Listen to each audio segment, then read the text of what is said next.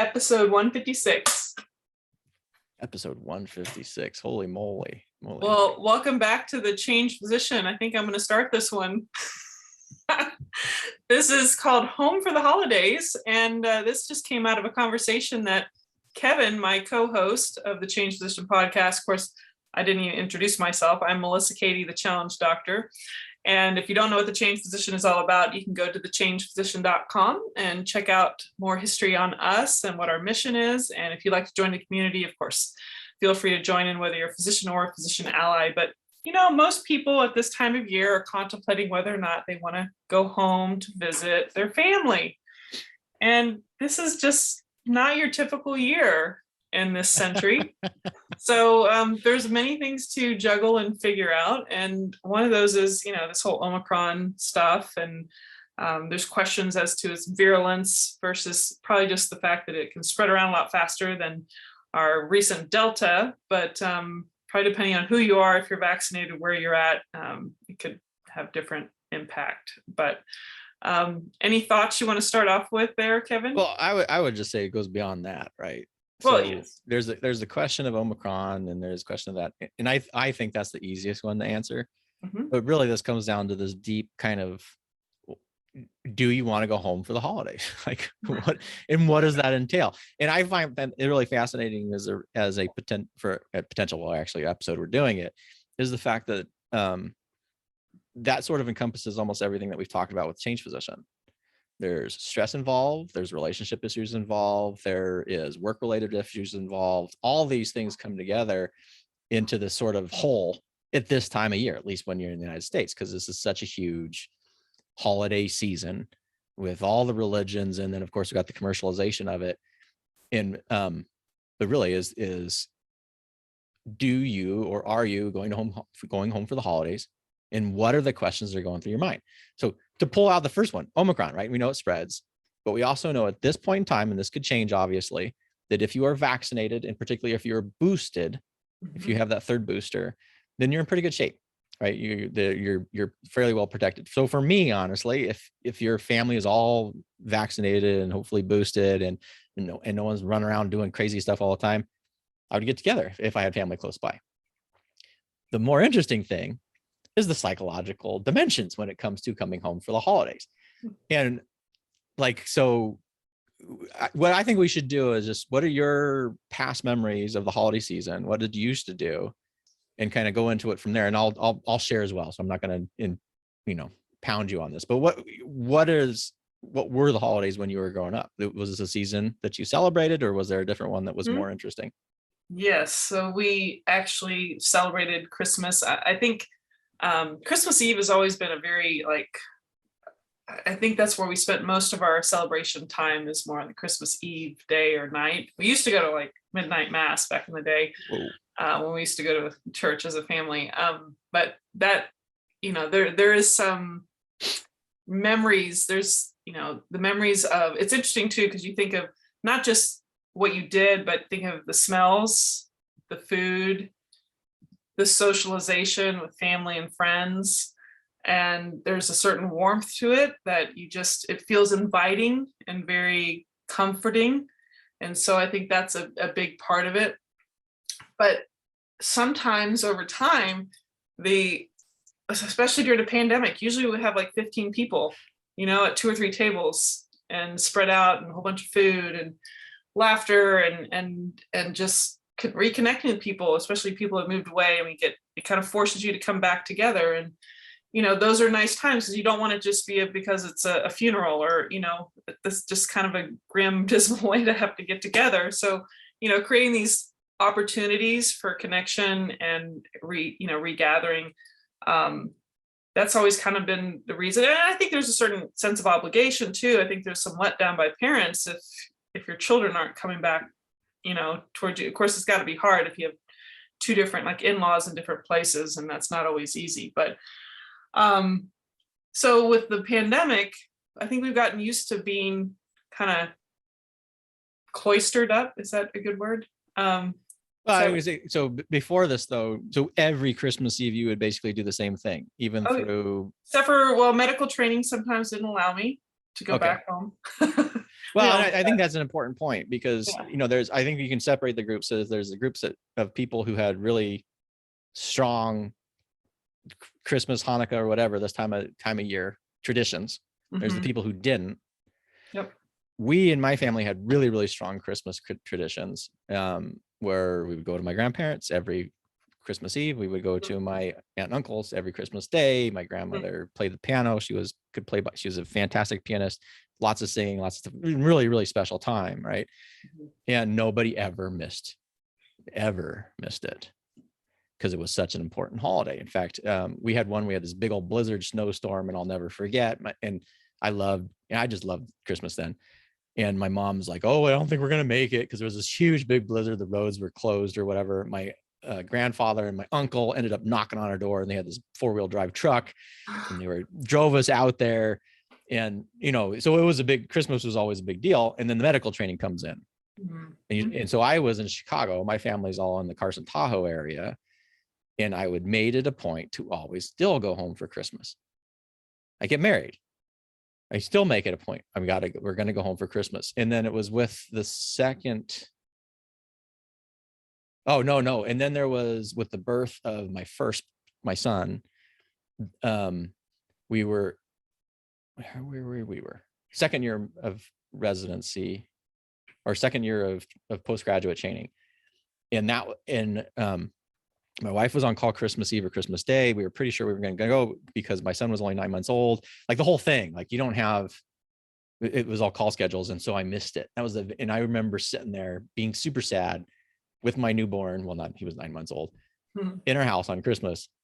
My wife's on call. And I'm like, I can't believe I missed Christmas because nobody in my family ever missed Christmas. So it's just, you have these really potent family dynamics. Mhm. Now let's accelerate it to now. I haven't been home for Christmas in like a while. I want to say 5, 6, 7 years. So, And why is that? well, kind of the whole reason for the question mark thing is, well, what is the purpose of getting together on the holidays? And for me, the purpose of getting together with the holidays is you're with your families and loved ones, and there shouldn't be what I would say any drama about it. And then the other issue is my mother-in-law lives in town now. We have her here in an independent living place, and she has some dementia. And that's really what the major kicker was. We tried to bring her one year, and it was an absolute disaster for a whole host of different reasons. One of which of many was the fact that she got super disoriented. And by the time we got back, it took like a week to kind of reacclimate her back to being here. And we're like, we're never doing that again. Yeah. And then the other part was just the whole thing's changed. Like the things that I remember this is the part of the thing about life is my grandparents and my grandmother, who was this amazing pianist. And I remember all the music, and the music's gone because my grandparents passed. And then our family dynamics are quite different. And so it just wasn't I don't know, it just didn't seem like as connected anymore. Does that make any sense? Yeah. And No. Oh, go ahead. well, and I was going to say, I think this is important because I was always fascinated with people when I was in clinical pain who had horrible like family dynamics and yet would continue to subject themselves to this during the holiday season. Mhm. So, and it's not like mine were like that in any way, shape, or form, but I'm just always kind of wondering is people get so pulled into the idea of this is what we've done, this is what we've always do, and so this is what I have to do. Mhm. But I don't think that's the case. So I'm kind of curious what your experiences have been recently. I mean, we had the pandemic, but has anything changed before that, or has it been pretty consistent other than the pandemic? I think where do I start?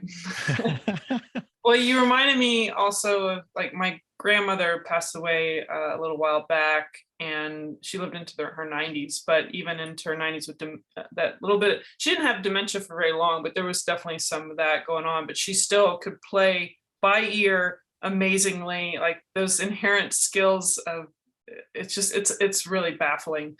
But she was an amazing pianist as well, and she would do that, and along with some friends of the family that would sing, who have great voices with her, and it created Wait, a why dynamic. weren't you singing with her? Everybody should be singing when the grandma's playing.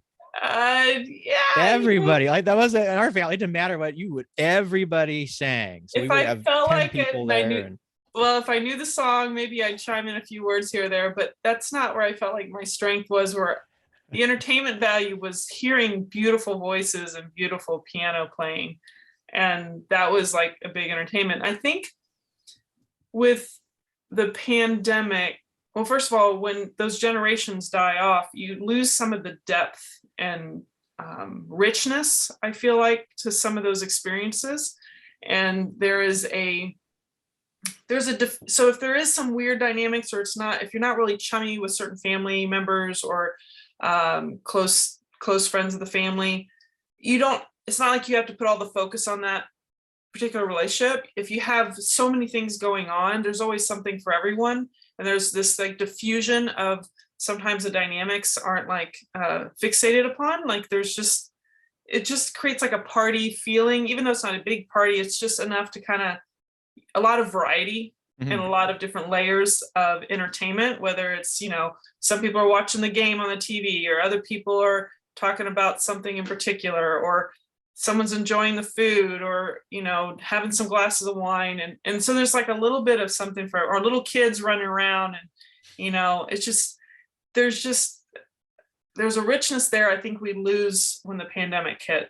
And so it's it's hard, and especially it's not just not going very far. I mean, my parents are in their 70s, and they're not mobile, going to a lot of places. They'll get out and go to restaurants and whatnot, but there's just not a lot of variety of things. There's a mundane thing that can happen if it's just the same people, and you don't have any other people you're bringing in, and half of you's feeling a little nervous about.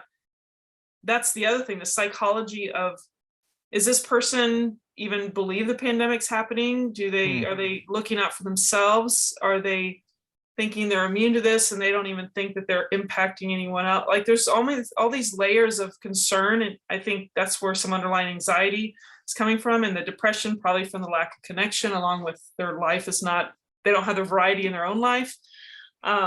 So I think it really makes it, the question mark happens, like, do I want to get on I-35 for 3.5, 4 hours and drive in insane traffic, or just deal with the volume of drivers out there that are driving for the holidays? I don't want to get an airplane to be, in a small area and dealing with people coughing on me, or people wearing, female underwear as a mask instead, thinking they're trying to make a point.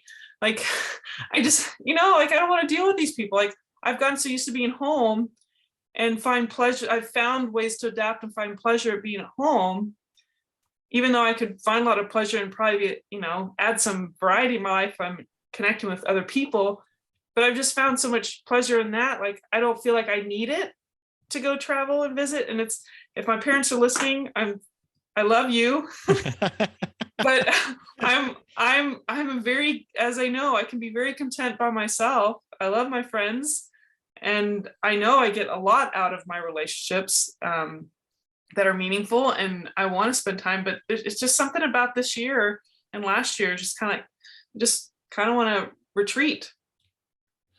Yeah, well, and I guess we had a little practice, because we had stopped doing all this travel, and it was this thing where you're driving 9 hours to get home. Yeah. Staying with my mom, which was always awesome, and my kids really have good memories of it.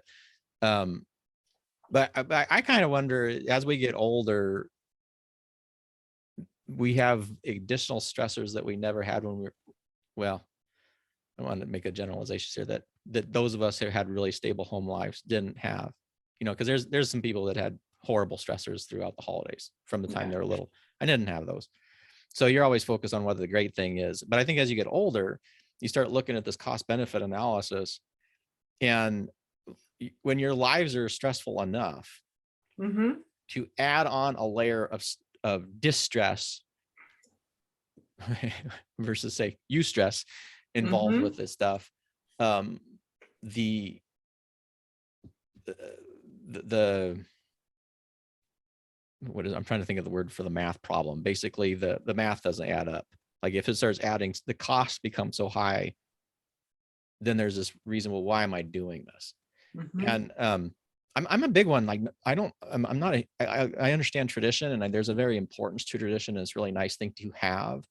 But I do get concerned if we get so when tradition gets so traditionalized and rigid, that now you're actually hurting yourself to do it, where it's not even fun, because then you're bringing in an element of not fun. You know, there's people who forced to do something. Sometimes they can have a good time, but a lot of times they kind of bring the whole mood down. Does that sort of make sense? Mhm. So I don't know. I'm still trying to find some sort of thing for us for Christmas that will satisfy those needs, with the recognizing that at this point in time and for the foreseeable future, we're just not going to go have those experiences that I did growing up. Like we get them, but that's a different time period. It's never going to be there again. You know, that's with when you have your family, like your grandparents who passed, Mhm. the tradition needs to evolve. Yeah. And yeah, I don't know. It's It's interesting. It's a little bit of time to kind of like reflect on everything, like what it is that you want. How is it that you want your family dynamics to be? Who is it that you want to choose to be around? I think that's another really big one. So it is interesting time of year, but yeah. there's a little bit of regret, because I had fantastic Christmases growing up. I should talk to my mom more about this. Well, what was this like for you? You know, because Yeah. so different being a kid versus being an adult. Yeah. Well, you made me think of this conflict of wellness. Is that wellness pursuit uh selfish? Like this wellness versus selfishness kind of thing. Like where do you strike the balance? Because we haven't talked about this other thing that some parents elicit, or maybe it's the child's perspective or perception, the sense of guilt trip, like if you don't go. And I Yeah. think you asked that question, why do people keep going back to these unhealthy places? Yeah, and that's super interesting, because I have very strong reactance. So this idea of psychological reactance, when someone tells you to do something, and we Mm. all don't like to be told, right? That's reactance. My levels are super high. I mean, someone can say, "Don't jump off that cliff," and I'll be like, "What do you? Don't tell me not to jump off that cliff," kind of a deal. And in my, that I guess that's been something that my mom has always been. I've never had that to worry about, that stress, because she has always been, whatever you do, she'll be sad or whatever, but she's like, she never guilts me about that. She's guilted me when I was little on other things. Um, but that's an interesting point. And I think for me, being who I am, if someone then tried to guilt me, it would make it so much easier, because they'd be like, screw you. Don't try that with me. Like I don't fall into that. Like, and that may have a reason with some of the interplays we've had at Christmases previous, that one of the reasons I don't, not counting my mother-in-law, is don't pull me into drama. Like if people try to pull me into drama, I'm not dealing with it.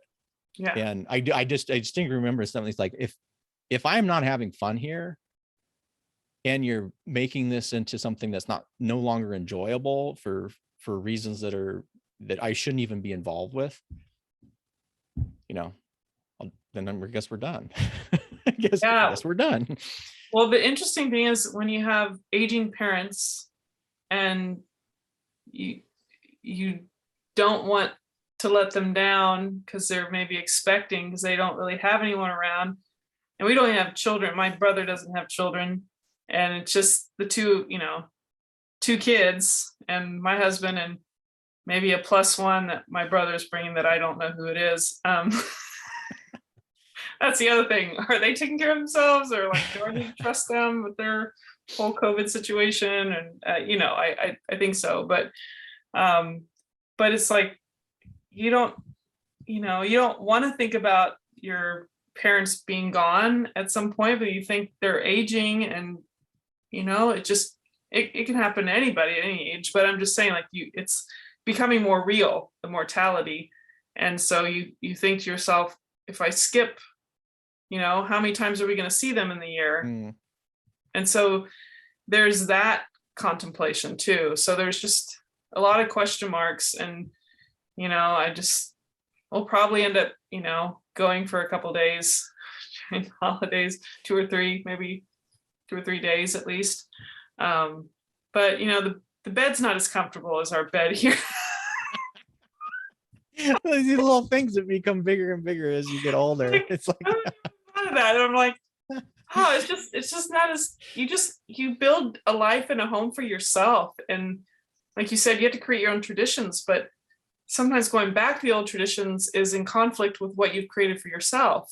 And that's okay, but it's not quite the same as it was a couple of years ago, where it's not just mom and dad you're seeing. You get to see 10 other people, and you feel free to do that, and you feel so it is a weird last couple of years where you feel like you're going back home for the holidays doesn't bring to it as much joy or excitement or layers of variety and novelty, or what's the right word?